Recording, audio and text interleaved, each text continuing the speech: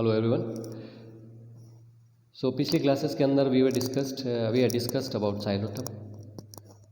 पिछली क्लास के अंदर हमने साइलोटम के अंदर रिप्रोडक्शन, वेजिटेटिव और सेक्सुअल रिप्रोडक्शन के स्ट्रक्चर्स के बारे में, उनके डेवलपमेंट के बारे में स्टडी किया था कि हाउ प्रोथेलस के ऊपर हमें एंथ्रीडियम और आर्किगोनियम का डेवलपमेंट देखने को मिलता है। In today's class we are going to discuss about fertilization in Psilotum.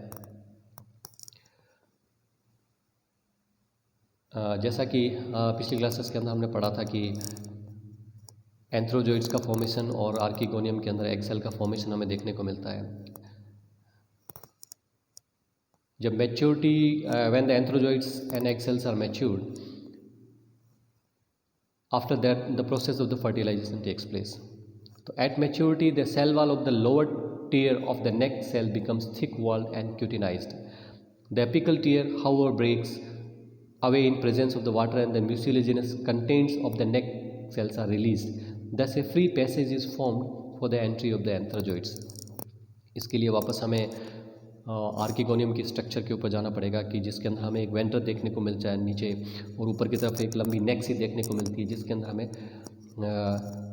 Neck canal sales देखने को मिलती हैं, और नेक कैनाल न्यूक्लियाई जो देखने को मिलते हैं वो when it is matured, antherozoids and archegonium when they are matured, तो वो जो न्यूक्लियाई है वो दे ब्रेक डाउन एंड उनके अंदर जो म्यूसिलेजेंस कंटेंट्स होती है वो रिलीज़ हो जाता है, और इस तरह से एंथ्रोजोइड्स के एंटर होने के लिए so that they can reach to the egg cell a free passage is formed. Fertilization is accomplished by the union of a multiflagellate sperm and egg resulting in the formation of the diploid zygote.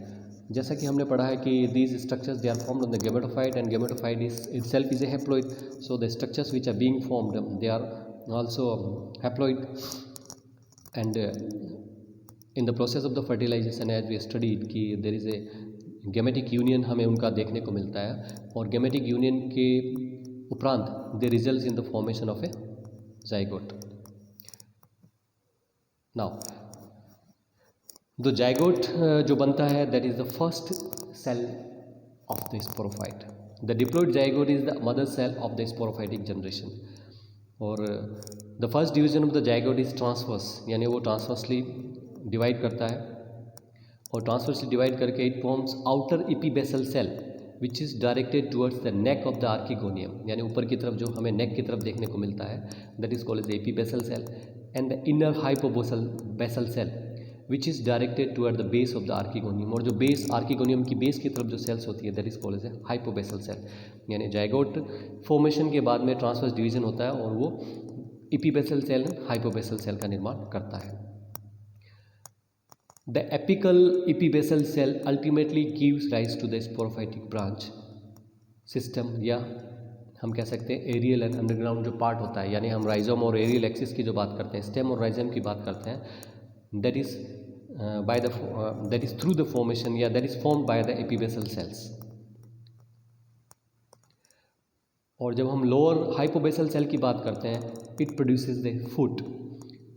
This type of embryogeny, where the shoot-forming apical cell is directed outwards towards the neck of the archegonium, it is called as an exoscopic mode of embryo development. यानी हम इसको इस तरह से कह सकते हैं कि जो जाइगोट की सेल डिवाइड करके एपिबेसल हाइपोबेसल सेल बनाती है, और जो शूट का जो फॉर्मेशन या शूट का जो निर्माण उस सेल के द्वारा किया जाता है which is directed toward the neck of the archegonium. So such type of the mode of the development of the embryo, that is called as an exoscopic mode of the development.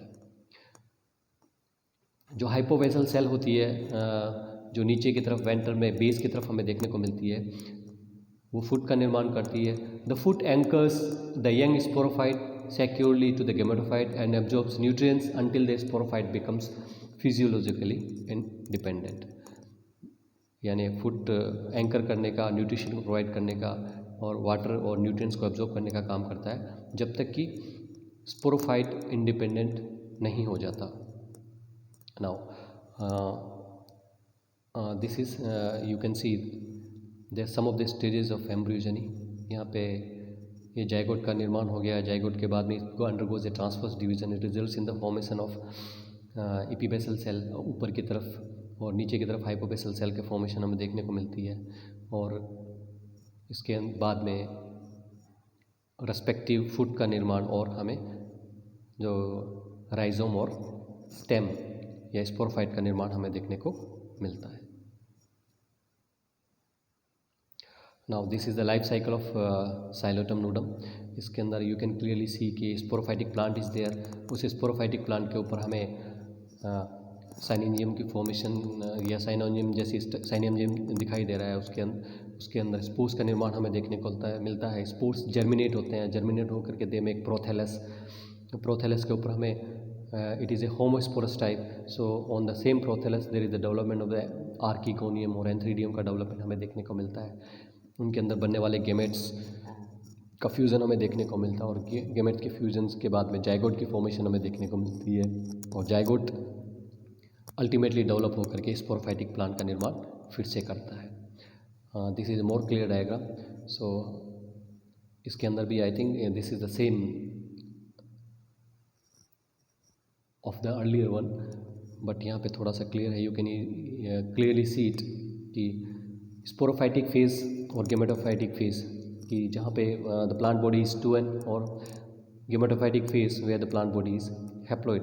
जो spores बनते हैं they are the first generation of the gametophyte. They germinate होने के बाद में prothallus का निर्माण कर रहे हैं, और आर्किगोनियम और एंथ्रीडियम का डेवलपमेंट जैसा कि हम डिस्कस कर चुके हैं। फिर उनका यूनियन, गेमेटिक यूनियन हमें देखने को मिलता है। उसके उपरांत एग की फॉर्मेशन देखने को मिलती है, that is by syngamy they result in the formation of the zygote which is the first cell of the sporophyte.